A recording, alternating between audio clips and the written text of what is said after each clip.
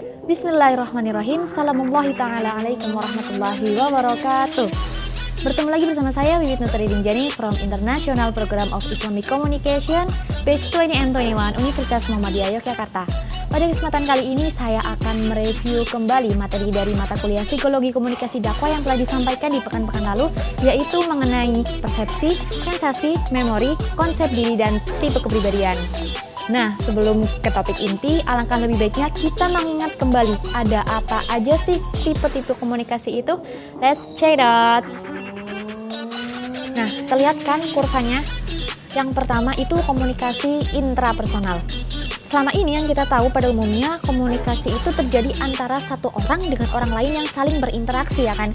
Nah, ternyata komunikasi juga bisa dilakukan di dalam diri kita sendiri tanpa adanya orang lain. Nah, ini yang disebut dengan komunikasi intrapersonal. Komunikasi yang berlangsung di dalam diri seseorang. Orang itu berperan sebagai komunikator juga sebagai komunikan. Dia berbicara dengan dirinya sendiri, dia berdialog dengan dirinya sendiri, dan dia juga bertanya serta menjawab dirinya sendiri.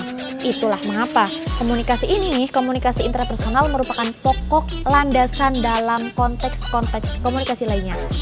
Keberhasilan komunikasi kita dengan orang lain tergantung pada keefektifan komunikasi kita dengan diri kita sendiri. Bahasa gampangnya nih, kalau kita udah kenal, kalau kita udah kelar sama diri sendiri, kita tahu apa yang kita inginkan, kita bisa menerima diri kita tahu kelebihan dan kekurangan pada diri kita bisa membawa dan mengendalikan diri kita bisa berkomunikasi dengan baik terhadap diri kita, maka insya Allah kita akan berhasil dalam tahap-tahap komunikasi selanjutnya dalam lingkup yang lebih luas, seperti ketika kita berkomunikasi dengan orang lain misalnya. Nah, ini disebut komunikasi interpersonal, komunikasi yang berlangsung dua arah dan terjadi feedback dari orang yang berinteraksi dengan kita. Yang selanjutnya yang lebih luas yaitu komunikasi kelompok. Komunikasi kelompok adalah sekumpulan orang yang mempunyai tujuan bersama dan adanya saling kebergantungan. Contohnya ketika diskusi dan kelompok. Yang selanjutnya adalah komunikasi publik. Komunikasi publik adalah komunikasi antar seseorang berbicara dengan sejumlah besar orang halayak yang tidak bisa dikenali satu persatu. Contohnya ceramah, pidato, dan lain-lain. Yang selanjutnya yaitu komunikasi organisasi. Ini terjadi dalam suatu organisasi yang bersifat formal maupun informal dan berlangsung dalam jaringan yang lebih besar daripada komunikasi kelompok. Organisasi dapat diartikan sebagai kelompok dari kelompok-kelompok. Yang selanjutnya yaitu komunikasi massa. Adalah komunikasi yang menggunakan media massa baik cetak maupun elektronik yang ditujukan kepada jumlah besar orang yang tersebar di banyak tempat. Oke, dari konsep yang sudah dijelaskan tadi, kita akan berfokus pada komunikasi intrapersonal atau berkomunikasi dengan diri sendiri. Mengingat komunikasi tersebut merupakan landasan dari semua konsep komunikasi, maka apa saja yang harus kita latih dan pelajari agar kita bisa selesai dengan diri kita, dan bagaimana kita bisa menerapkan hal tersebut? Mari kita belajar bersama. Nah, beberapa hal yang harus diperhatikan dalam komunikasi intrapersonal yaitu meliputi proses sensasi, persepsi, konsep diri, dan tipe kepribadian. Nah, saya ingin teman-teman semua mendeskripsikan yang pertama ini bentuk apa? Apa sih yang kita lihat? Lady atau nenek-nenek tua dari sisi pinggir? Oke, di sini tidak ada yang salah. Karena dua-duanya benar. Teman-teman yang mempersepsikan ini adalah seorang lady yang sedang balik ke sana, boleh jadi reference dan experience teman-teman sering nonton film western yang klasik zaman dulu, di mana perempuan-perempuan memakai coat blue, pakai topi, kemudian rambutnya sesak tinggi dan sebagainya. Dan mungkin beberapa dari teman-teman yang mempersepsikan ini nenek-nenek tua yang lagi balik ke sisi pinggir, itu karena beda reference dan experience lagi. Nah, gambar yang kedua. Apa yang teman-teman lihat? Kodok? Sebelah mana? Yang saya lihat itu kuda deh. Oh iya ya, kalau dibalik itu kan bukan kuda, jadinya katak yang lagi menghadap ke pinggir. Nah, kemudian gambar ketiga. Menurut sudut pandang orang yang sebelah kiri itu angka 6, tapi menurut sudut pandang orang yang sebelah kanan itu angka 9. Nah, sekarang kita berbicara tentang persepsi. Persepsi kita tidak bisa digeneralisir, apa yang ada di kepala teman-teman dengan apa yang ada di kepala saya. Nggak bisa disamaratakan, hanya diarahkan menuju kebaikan saja. Nah, apa sih yang membuat semuanya itu berbeda? Oke, kita bahas dulu apa itu persepsi. Persepsi adalah segala sesuatu yang kita maknai yang ditangkap melalui panca indera. Nah, makanya persepsi ini tidak bisa jauh dari yang namanya sensasi. Sensasi itu apa sih? Sensasi berasal dari kata sense yang artinya alat indera. Sensasi adalah rangsangannya, rangsangan yang kita terima melalui panca indera. Bedanya dengan persepsi adalah makna dari rangsangan yang diterima oleh panca indera.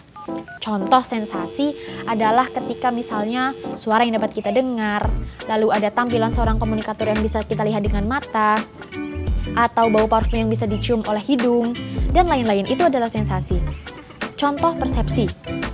Dari pendengaran dulu nih misalnya, ada musik rock yang kenceng gitu, yang bagi pecinta musik pop itu tuh annoying di telinga. Tapi bagi para pencinta musik rock, mereka memaknai musik rock adalah sesuatu yang menyenangkan. Nah selanjutnya di indera perasa, rasa pedas misalnya. Ada orang yang gila banget sama rasa pedas. Itu mah sambal diayamin, bukan ayam disambelin, karena pedas banget. Tapi kata dia itu adalah sesuatu yang biasa saja.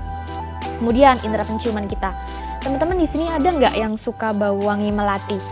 Kalau saya sih suka-suka aja. Mungkin ada orang yang ketika nyium wangi melati itu mengatakan, ih merinding gitu. Karena itu remind dia tentang sesuatu yang menakutkan. Nah maka dari itu sesuatu yang sudah kita persepsi, ketika kita melihat sesuatu yang sama, kita akan merecall kembali untuk mempersepsikan hal tersebut. Jadi sensasi dan persepsi tidak bisa dipisahkan satu sama lain. Dan perjalanan dari sensasi menuju persepsi adalah proses tranduksi, di mana kita melakukan interpretasi yang kita terima. Interpretasi itu sendiri dipengaruhi oleh reference dan experience yang berbeda oleh tiap-tiap individu. Maka dari itu kita tidak bisa menghakimi sudut pandang orang lain atas segala sesuatu yang mereka lakukan. Karena semua itu bersumber dari apa yang direkam oleh memori mereka. Apa yang menjadi konsumsi pikiran mereka itu berpengaruh kepada mindset dan perilaku seseorang. Nah, seseorang yang sering dia lihat adalah orang-orang yang bermaksiat, terbuka aurat, terus-terusan itu yang menjadi konsumsi dari otaknya, maka kemungkinan besar dia akan menjadi seperti itu. Nah, lain lagi ketika dia melihat orang yang soleh, orang yang menutup aurat, orang yang kemudian dekat dengan Allah secara terus-menerus, itu yang menjadi konsumsi otaknya, maka kemungkinan besar dia akan menjadi seperti itu juga. Tergantung apa yang sering kita lihat dan apa yang kita dengar. Jadi, jika kita ingin apa saja yang keluar dari diri kita adalah hal-hal kebaikan, maka jadikan apa yang dikonsumsi oleh memori kita adalah hal-hal yang baik pula.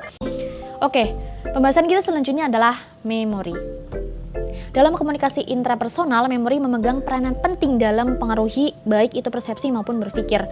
Memori adalah sistem yang sangat berstruktur yang menyebabkan seseorang sanggup merekam fakta tentang dunia dan menggunakan pengetahuannya untuk membimbing perilakunya. Memori melewati 3 proses. Yang pertama itu penyimpanan atau storage. Adalah proses memasukkan informasi baru ke memori atau tempat penyimpanan memori. Misalnya nih, saya menyuruh teman-teman untuk menghafalkan nomor HP saya 0898765321. Terus teman-teman ngapalin tuh. Nah, itu namanya storage. Teman-teman sedang memasukkan informasi tersebut. Yang kedua itu encoding. Adalah proses memodifikasi informasi yang masuk agar mudah disimpan. Jadi tidak semuanya tersimpan di dalam memori kita. Di situ terjadi penyaringan. Yang ketiga yaitu pemanggilan atau retrieval, proses pengambilan informasi yang sebelumnya telah disimpan dengan tujuan untuk digunakan kembali. Jenis-jenis memori. Pemanggilan diketahui dengan 4 cara. Yang pertama itu pengingatan atau recall, proses aktif untuk menghasilkan kembali fakta dan informasi secara verbatim atau kata demi kata tanpa petunjuk yang jelas. Nah, sebelumnya saya ingin meminta teman-teman untuk menjawab 2 pertanyaan berikut ini. Yang pertama, tahun berapakah teman-teman lulus SMA? Oke, sudah. Selanjutnya, bulan apa terakhir teman-teman mengunjungi pantai? Kira-kira bulan apa nih? Nah, 2 pertanyaan di atas termasuk pertanyaan yang membutuhkan kemampuan recall atau mengingat yang kita ambil dari storage memory. Misalnya lagi nih, teman-teman ujian, soalnya uraian. Nah, kita mencoba mengingat-ingat materi yang telah kita pelajari dan benar-benar menggunakan memori kita untuk mengingat, wah ini karena aku udah baca nih kemarin. Nah, itu tuh namanya proses mengingat kembali. Yang selanjutnya itu pengenalan atau recognition. Agak sukar untuk mengingat kembali jumlah fakta, lebih mudah mengenalnya. Misalkan kita lagi ngerjain soal pilihan ganda. Pilihan ganda ini bukan mengingat karena sudah disediakan, tinggal menggali jawaban mana yang kira-kira benar. Selanjutnya yaitu belajar lagi atau relearning. Menguasai kembali pelajaran yang sudah kita peroleh. Istilahnya kita itu merojaah. Nah, relearning ini umumnya membutuhkan waktu yang relatif lebih cepat dibanding ketika kita menghafal sesuatu dari nol. Yang selanjutnya yaitu proses reintegrasi.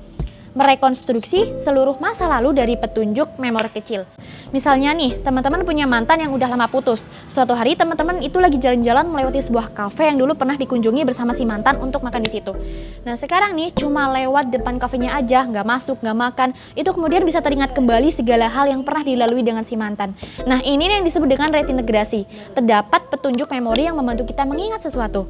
Katanya cara untuk mengalihkan itu adalah membuat memori yang baru di tempat yang mungkin teman-teman punya memori di situ, agar ketika mengunjungi tempat-tempat tertentu lagi, memori kita sudah berubah menjadi memori-memori baru yang lebih baik.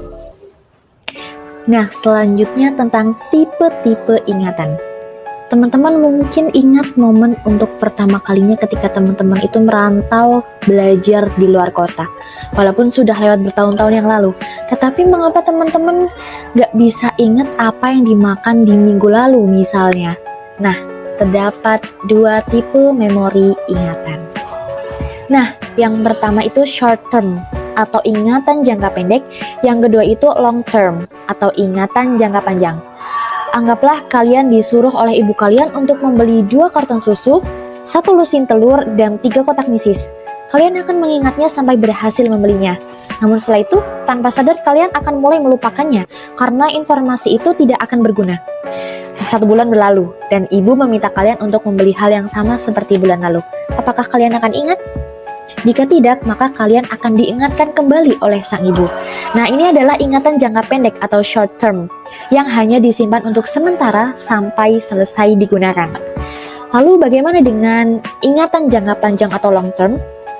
Ingatan jangka panjang hanyalah ingatan jangka pendek yang telah melalui proses yang bernama konsolidasi.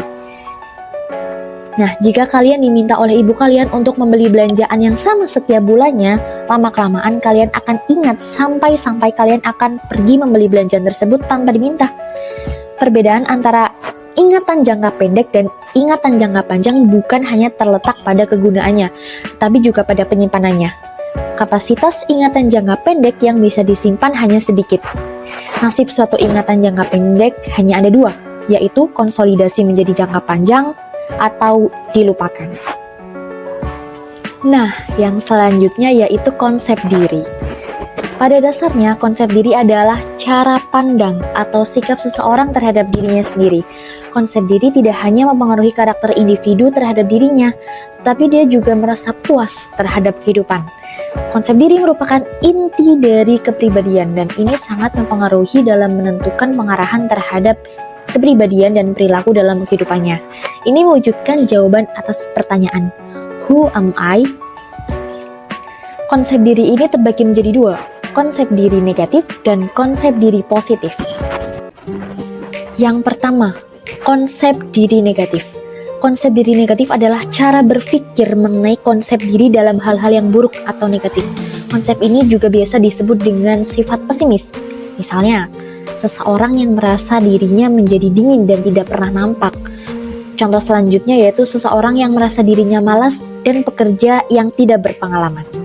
Menurut William D. Brooks dan Philip Emmert, berikut tanda orang yang memiliki konsep diri negatif. Yang pertama, ia peka pada kritik, tapi tidak tahan dengan kritik yang diterimanya. Mudah marah atau naik pitam. Dalam berkomunikasi, orang yang mempunyai konsep diri negatif cenderung menghindari dialog yang terbuka dan bersikeras mempertahankan pendapatnya dengan berbagai justifikasi dan logika yang keliru pun akan ia upayakan. Ciri yang kedua yaitu responsif terhadap pujian, berlebihan, dan hiperkritis terhadap orang lain, selalu mengeluh, mencela, dan meremehkan apapun dan siapapun. Mereka tidak sanggup mengungkapkan penghargaan pada kelebihan orang lain. Ciri yang ketiga yaitu cenderung merasa tidak disenangi oleh orang lain. Kayaknya dia sebel deh sama aku, atau aku diketawain mungkin karena, dan lain-lain sebagainya. Ciri yang keempat yaitu bersikap pesimis terhadap kompetisi. Dia tidak berani mengambil kompetisi. Yang selanjutnya yaitu konsep diri positif. Berikut 12 tanda orang yang mempunyai konsep diri positif. Yang pertama, ia yakin akan kemampuannya mengatasi persoalan, bahkan ketika ia menghadapi kegagalan. Yang kedua, ia merasa setara dengan orang lain sebagai manusia, tidak tinggi hati atau rendah diri. Walaupun terdapat perbedaan dalam kemampuan tertentu, perbedaan latar belakang, keluarga, atau sikap orang lain terhadapnya. Ciri yang ketiga yaitu ia menerima pujian tanpa rasa malu dan menerima penghargaan tanpa merasa bersalah. Wah, selamat ya, kamu keren. Nah, tercermin dari si sederhana membalasnya dengan mengucapkan terima kasih.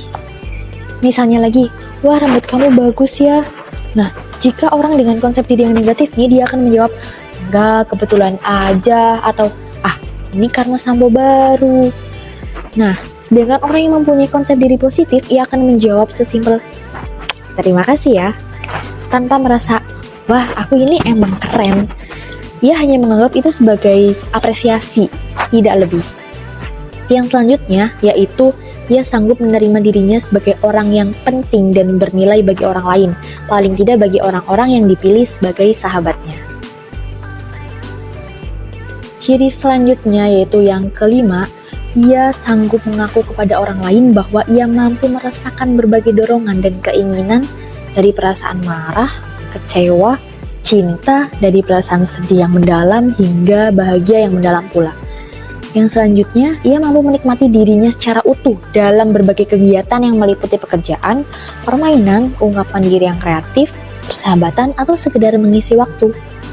Nah, ciri selanjutnya yaitu yang ketujuh, ia menyadari bahwa setiap orang mempunyai berbagai perasaan, keinginan, dan perilaku yang tidak seluruhnya disetujui oleh orang lain. Yang kedelapan, yaitu ia peka terhadap kebutuhan orang lain. Ia tidak bersenang-senang dengan mengorbankan orang lain. Nah, ciri yang kesembilan yaitu ia mampu memperbaiki dirinya, karena ia sanggup mengungkapkan aspek-aspek kepribadian yang tidak disenangi dan berusaha mengubahnya. Yang 10 yaitu jika dia benar, dia akan yakin dan berusaha memiliki kekuatan untuk mempertahankan. Tapi ketika dia tahu bahwa apa yang dia yakini tersebut dan secara pengalaman terbukti salah, maka ia akan cukup tangguh untuk mengubah prinsip tersebut. Ciri yang selanjutnya yaitu ia cenderung menolak usaha orang lain untuk mendominasinya. Ada orang-orang tertentu yang melakukan dominasi terhadap diri kita, yang mengendalikan diri kita, misalnya orang-orang agresif. Nah, orang yang mempunyai konsep diri yang positif ini, dia berupaya menolak usaha orang-orang tersebut. Ciri yang ke-12 yaitu ia tidak menghabiskan waktunya untuk hal-hal yang tidak perlu, mencemaskan apa yang akan terjadi besok, dan apa yang terjadi di masa lalu apa yang sedang terjadi sekarang. Orang yang mempunyai konsep diri yang positif ini luar biasa. Ia akan mempunyai kepercayaan diri. Dia juga bisa menerima respon orang lain terhadap dirinya. Apakah dirinya diterima atau tidak diterima oleh orang lain, dia bisa mengerti karena dia sadar bahwasanya tidak semua hal bisa ia kendalikan. Bangun mindset dan afirmasi positif pada diri sendiri seperti mengatakan, aku bisa menjadi orang yang kompeten. Aku kuat melewati rintangan ini hingga selesai. Aku adalah orang yang bertanggung jawab. Aku menerima semua takdir yang tidak bisa aku ubah.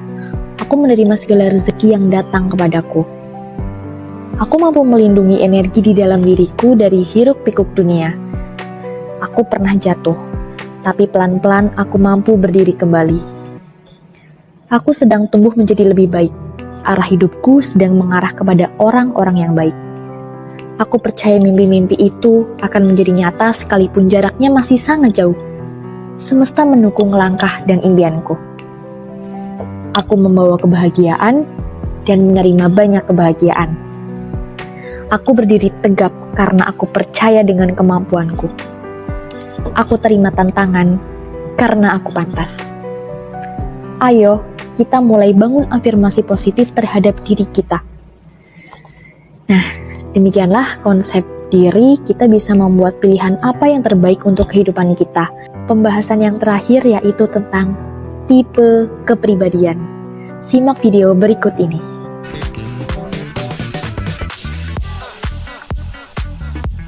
Satu kata yang menggambarkan kepribadian koleris adalah kuat.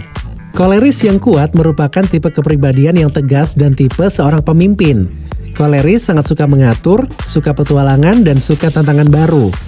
Dia juga memiliki ketegasan dalam menentukan keputusan, tidak mudah menyerah dan tidak mudah mengalah. Orang dengan karakter ini merupakan sosok yang ambisius, kompetitif, fokus dengan tujuannya, dan sering menduduki posisi puncak dalam sebuah pekerjaan karena memang jiwa leadership-nya udah terlihat secara alami. Orang dengan kepribadian ini sebenarnya tidak pemarah, tapi mereka termasuk orang yang sangat tegas, dan karena ketegasannya ini mereka sering disalahartikan sebagai orang yang suka marah.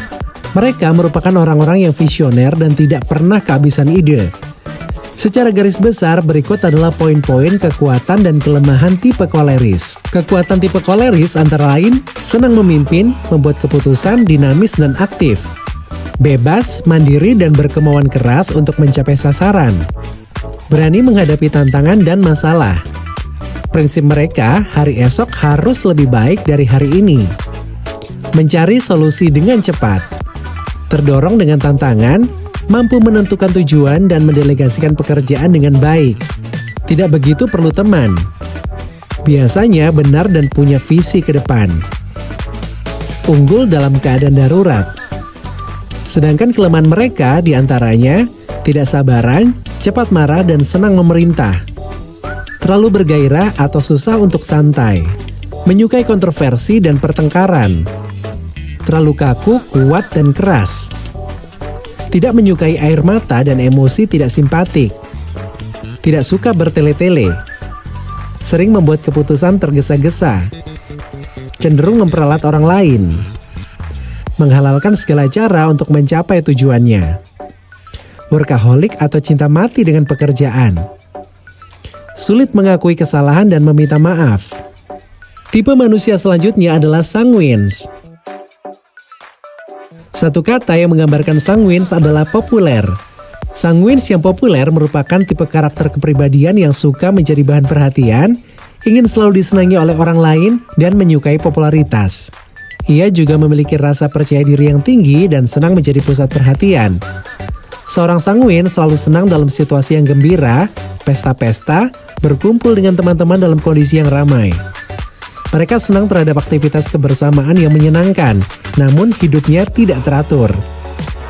Orang dengan tipe sanguin susah berkonsentrasi dan diajak serius, dan selalu cenderung memberikan keputusan yang berpikir pendek. Sanguins merupakan karakter yang paling fleksibel dibandingkan ketiga temperamen lainnya. Mereka termasuk orang people-oriented, dan sering mengajak orang lain untuk bekerja sama dalam kelompok. Secara garis besar, berikut adalah poin-poin kekuatan dan kelemahan tipe sanguins. Kekuatan tipe sanguins diantaranya suka bicara, antusias, ekspresif, emosional, dan demonstratif. Ceria dan penuh rasa ingin tahu. Hidup di masa sekarang. Mudah menyesuaikan diri dengan lingkungan.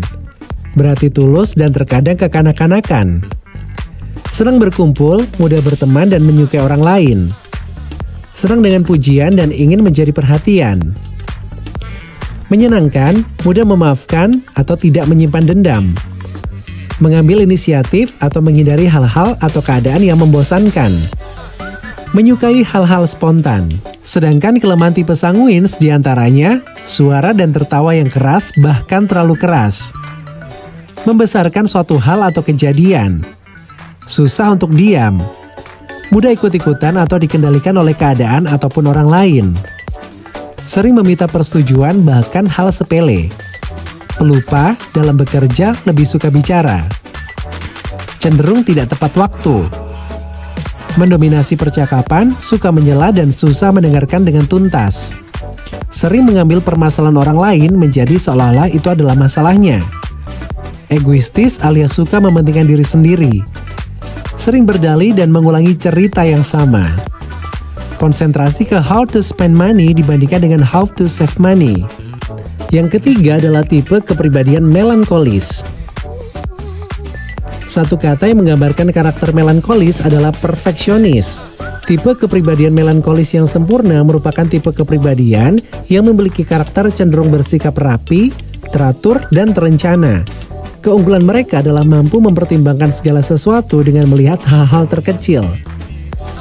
Secara penampilan fisik, orang dengan tipe melankolis selalu terlihat rapi, baju mulus, sepatu bersih, barang bawaan tertata rapi, buku tertata dengan rapi, tulisan rapi, dan sebagainya. Orang dengan tipe ini bisa dilihat dari kondisi kamarnya yang rapi dan bersih. Secara akademis, tipe melankolis tergolong pandai dan cerdas. Orang dengan tipe melankolis suka mengatur orang lain, suka mengingatkan orang lain jika tidak sesuai, suka mengontrol semaunya sendiri, tidak mau kalah, bicaranya dingin, dan selalu ingin sesuai dengan aturan atau baku. Mereka juga selalu ingin tahu dan mengejar jawaban sampai mendalam karena menginginkan kesempurnaan. Orang melankolis cenderung pemalu dan curiga terhadap orang baru, sehingga mereka benar-benar mengetahui tujuan orang tersebut. Mereka juga sering sensitif terhadap apa yang orang lain pikirkan tentang mereka. Tidak seperti orang-orang sanguins, melankolis tidak suka mencari hal-hal baru dan petualangan dan bahkan cenderung akan sangat menghindarinya. Secara garis besar, berikut adalah poin-poin kekuatan dan kelemahan tipe melankolis. Kekuatan melankolis diantaranya analitis, mendalam, serius, dan bertujuan, berorientasi pada jadwal. Artistik, kreatif, dan sensitif. Mau mengorbankan diri sendiri dan idealis. Standar tinggi dan perfeksionis, tekun, rapi, dan hemat. Mencari solusi pemecahan masalah dengan kreatif. Selalu menyelesaikan apa yang sudah dimulai. Berteman dengan hati-hati dan menghindari perhatian dari orang banyak. Mau mendengarkan keluhan, setia, dan memperhatikan orang lain. Sedangkan kelemahan tipe melankolis diantaranya cenderung melihat masalah dari sisi negatif. Pendendam, mudah merasa bersalah, murung, dan tertekan. Lebih menekankan pada cara dibandingkan tercapainya tujuan. Tertekan pada situasi yang tidak sempurna dan berubah-ubah. Melewatkan banyak waktu untuk menganalisa dan merencanakan. Standar yang terlalu tinggi sehingga sulit disenangkan. Hidup berdasarkan definisi. Sulit bersosialisasi dan cenderung pilih-pilih. Sulit mengungkapkan perasaan dan memiliki rasa curiga yang besar atau skeptis terhadap pujian. Yang terakhir, kita akan mengenal tipe kepribadian plekmatis. Satu kata yang menggambarkan kepribadian plekmatis adalah damai. Plekmatis adalah pribadi yang mudah diatur, cenderung diam dan kalem, suka mengalah, memiliki rasa toleransi yang tinggi. Ia juga mudah untuk disuruh dan selalu mau melakukan, suka mengalah dan tidak menyukai konflik. Orang dengan tipe ini suka dengan kehidupan yang damai-damai saja dan tenang. Apabila dihadapkan pada suatu masalah, maka dia akan mencari solusi dengan cara damai dan diselesaikan dengan tenang. Tipe plekmatis mampu bersabar dalam kondisi apapun. Apabila disuruh untuk mengambil keputusan, mereka akan mengalami kesulitan dan cenderung menunda-nunda. Manusia dengan temperamen ini cenderung pasif dan tidak begitu ambisius. Secara garis besar, berikut adalah poin-poin kekuatan dan kelemahan tipe plekmatis. Berikut adalah kekuatan dari tipe plekmatis. Sabar, santai, tenang, dan pendengar yang baik. Tidak banyak bicara namun cenderung bijaksana. Simpatik dan baik hati namun cenderung menyembunyikan emosi. Penengah masalah yang baik. Menyenangkan, mudah bergaul dan tidak suka menyinggung perasaan orang lain. Bisa bekerja di bawah tekanan. Senang melihat dan mengawasi, peduli dan mudah diajak damai. Sedangkan kelemahan tipe plekmatis diantaranya kurang antusias terhadap perubahan lingkungan, mudah takut dan khawatir, cenderung menghindari konflik dan tanggung jawab, keras kepala, sulit kompromi, kurang berorientasi pada tujuan, terlalu pemalu dan pendiam, kurang memotivasi diri, sering menunda atau menggantungkan masalah dan tidak senang didesak, lebih suka menjadi penonton dibandingkan terlibat langsung, terkesan tidak memiliki impian atau pendirian hidup yang tegas. Nah, setelah mengenal 4 tipe kepribadian, apa tipe kepribadian kamu dan sifat apa yang paling menonjol di dalam diri kamu? Nah, teman-teman termasuk yang mana nih? Sanguin si populerkah? Kolerik si kuatkah? Plekmatis si damaikah? Atau melankolis pemikir? Nah, menarik kan? Oke, sekian pembahasan tentang komunikasi intrapersonal, konsep diri dan tipe kepribadian. Semoga bisa memperdalam wawasan kita dan bisa membantu kita menemukan diri sendiri. Karena semakin kita bisa mengenal diri kita sendiri, maka kita akan lebih baik dalam menjalani kehidupan. I'm sorry for my mistake. Thank you so much. Wassalamualaikum warahmatullahi wabarakatuh. See you.